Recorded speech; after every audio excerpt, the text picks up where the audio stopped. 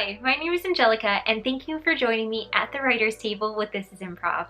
Today, we're going to be talking about getting in the mood to write. Now, getting in the mood to write is easier said than done. Most of us started writing when we were in school. We were given a project to do and a topic we didn't necessarily click with, and a due date, which was impending and stressed us out. What tends to happen is we bring those childhood feelings to our adult writing world. We don't really want to write because we think that it's going to be stressful and boring. And there are a few tricks to get you in the mood to write so your writing doesn't feel so resentful for what it's about to do. We tend to bring those childhood emotions of being stressed or not necessarily liking our topic into our adult writing world. And that doesn't necessarily put us in the right mood to write. And what ends up happening is when someone reads your writing, they can feel that. So what we're going to talk about today is ways to get you into that mood and ways to get you away from those stressful, boring feelings. The first thing you can do to get yourself in the mood is the most important. Pick a topic that you feel emotionally connected to. Now, this is easier said than done. As adults, we still have things that we have to write about. We still have things that we have to touch on. Maybe you are writing a series and you don't feel as connected to the story or the characters as you did before.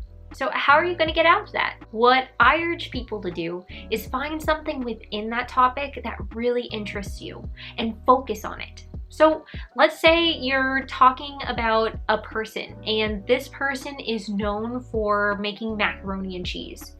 And you don't like macaroni and cheese. In fact, thinking about macaroni and cheese makes you want to throw up. So what are you going to do? What are you going to do to make this character interesting for you? You need to pick something that they do other than the mac and cheese. So maybe they love mac and cheese. Why do they like macaroni and cheese so much? Does it remind them of their mom?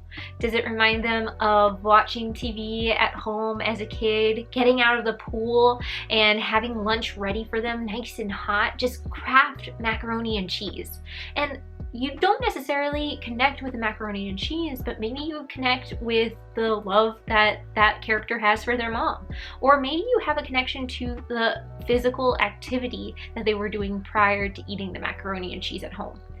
Whatever it is, find that connection and hone in on it, because that's going to make it interesting for you. If you're writing about a topic, something not theater-based, then find what about that topic, that edge of the topic that would make it yours. If you're writing something a little bit more serious, a topic piece, then give that topic a twist that makes it your own, that makes it interesting. So let's say you were writing a piece about the candy industry. Okay, it's the candy industry. What can I say about it? Do you have a favorite candy? Do you think that people react differently to the candy at different periods of time? Maybe you want to hone in on the effect candy has on people during Halloween, or how candy makes events different than any other event. Maybe the candy industry isn't so interesting for you, but you can hone in on a specific topic that makes it interesting, like the candy industry. Different marketing methods that make it stand out, or different characters that came out of different candy industries. So you can talk about Willy Wonka, for example, and what that did for chocolate bars. Regardless, pick something that's interesting for you and run with it.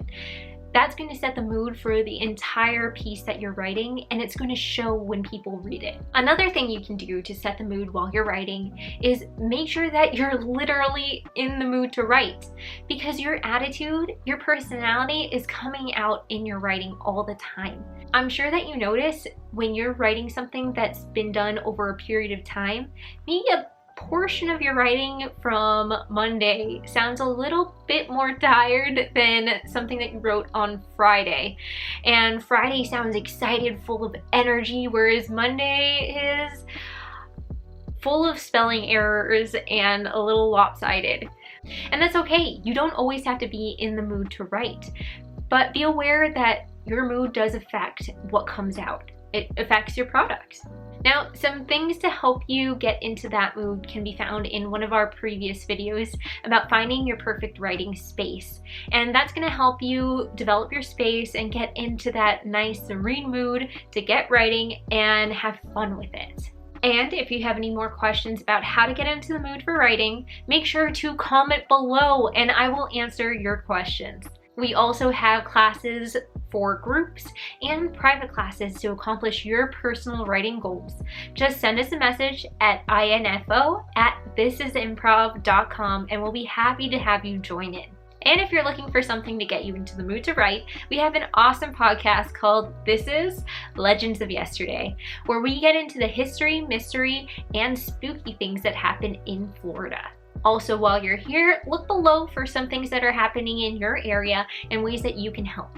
If you have something that you have in mind, make sure to let us know and we'll add it to the list. Thank you for watching this video and make sure to like, subscribe, and hit notifications so you know when these videos come out. Again, my name is Angelica and thank you for joining me at the writer's table with This Is Improv.